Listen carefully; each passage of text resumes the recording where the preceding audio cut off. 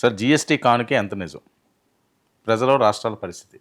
మొన్న మోదీ ఆగస్టు 15న జెండా ఎగరేస్తూ అక్కడ దీపావళి కానుక ఇస్తున్నాను, ఈ జిఎస్టీ 4 స్లాబులను 2 స్లాబులు చేస్తాము, ఈ ప్రకటన ఆయన కీలకమైనటువంటి ప్రకటన చేశారు.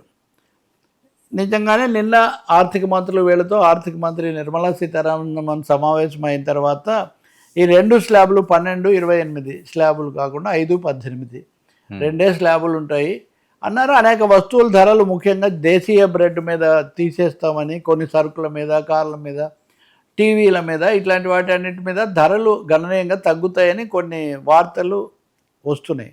ఇక్కడ ముఖ్యమైన 2 అంశాలు ఎందుకు ఈ నిర్ణయం తీసుకోవాల్సి వచ్చింది, నిజంగా దీని ప్రయోజనం ఎంత అని. వర్మ, ఈ తగ్గించే ఈ మొత్తము, దీనివల్ల తగ్గే ఆదాయము మొత్తం జిఎస్టీ ఆదాయంలో కేవలం 1.1% మాత్రమే. జిఎస్టీ వల్ల కేంద్ర ప్రభుత్వానికి వస్తున్న ఆదాయంలో 1.1% మాత్రమే తగ్గుతుంది. ఎందుకు తగ్గిస్తున్నారు ఇది కూడా అని కనుక మంచిదే, ప్రజలకు ఏ విషయంలో కొంత ఉపశమనం జరిగినా మనము ఆహ్వానించాల్సిందే. కానీ దాంట్లో 2 సమస్యలు ఉన్నాయి. ఒకటేమో అనివార్యంగా తగ్గించటమే, ఒకటి దేశంలో గిరాకీ తగ్గిపోతుంది, సరుకుల అమ్మకం సరిగ్గా లేదు, ఆర్థిక వ్యవస్థకు మందగించింది. ఈ సమయంలో అమెరికా టారిఫ్లు బాగా పెంచేయటం వల్ల విదేశాలకు ఎగుమతి చేయడం అనే అవకాశం బాగా తగ్గిపోతుంది. మన ఎగుమతులు ప్రధానంగా అమెరికాకు వెళ్తుంటే అక్కడ వాళ్ళు 50%, 60% టారిఫ్ వేసేసరికి విదేశాల పోటీకి, మన సరుకుల పోటీలో అక్కడికి వెళ్ళే పరిస్థితి లేదు. కాబట్టి దేశీయ గిరాకీ, ఇండిజీనియస్ మార్కెట్ పెంచుకోవాల్సిన ఒక అవసరం వచ్చింది దానికోసం.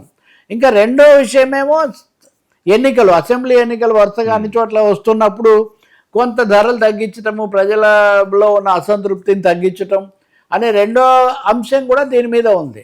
ఇంకా మూడో అంశం, జిఎస్టీ అనేది గతంలోగా కాకుండా కేంద్ర రాష్ట్రాలు పంచుకోవాల్సింది.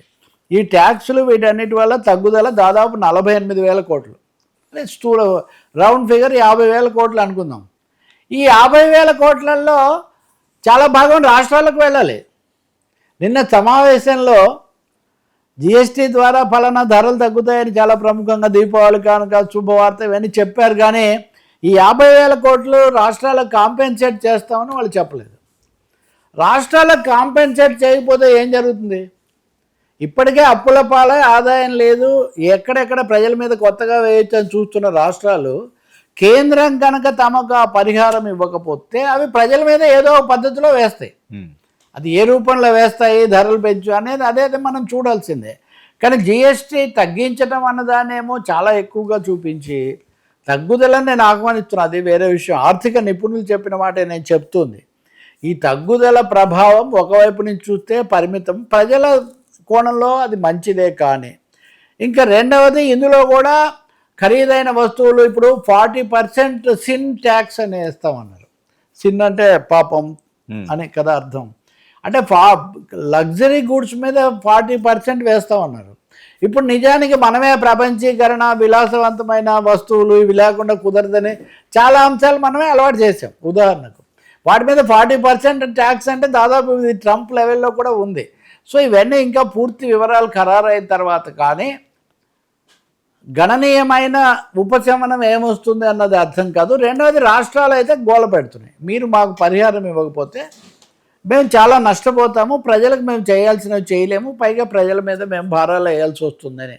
అందువల్ల జిఎస్టీని ఇంకొకటి కూడా ఉంది, ఒక చోట 7% తగ్గిస్తే ఇంకొన్నిటిని రెండో స్లాబ్లో చేర్చడం వల్ల రీఅడ్జస్ట్మెంటే జరుగుతుంది. కాబట్టి దీన్ని వచ్చిన దాన్ని స్వాగతించడం వేరు, ఎంత మేలైతే అంత మేలు అనుకోవడం తప్ప, చాలా బ్రహ్మాండమైన మేలు ఏదో వరగబెట్టారు, బోనాంజా అంటారే, ఏదో పెద్ద దీపావళి బోనాంజా ఏదో వచ్చేసి పడింది అనుకోవటం మటుకు అది కొంచెం అతిశయోక్తి, అది హైప్ అనమాట. జిఎస్టీ తగ్గింపుకు మరీ హైప్ ఇవ్వక్కర్లేదు. రాష్ట్రాలకు కనుక కాంపెన్సేట్ పరిహారం ఇవ్వకపోతే, మొదటి నుంచి ఇదే సమస్య, రాష్ట్రాలు మేము నష్టపోయింది మీరు ఇస్తారా లేదంటే ఇవ్వట్లేదు, రాష్ట్రాల అప్పులేమో పెరిగిపోతున్నాయి. ఇప్పుడు ఈ అప్పులు ఇంకా పెరుగుతాయి, అవన్నీ ప్రజల మీదే కదా వాళ్ళు వేస్తారు, వాళ్ళకి అవకాశం ఉన్న చోట్ల వాళ్ళు వేస్తారు. కాబట్టి దీన్ని సమతుల్యం చేయాల్సినటువంటి బాధ్యత కేంద్ర ప్రభుత్వం మీద ఉంది. అలాగే ఆర్థికవేత్తలు కానీ మీడియా కూడా దీన్ని నిజంగా తగ్గింపు ఎంత, నిజంగా చేరేది ఎంత అన్నది కూడా పరిశీలించాల్సిన అవసరం ఉంది.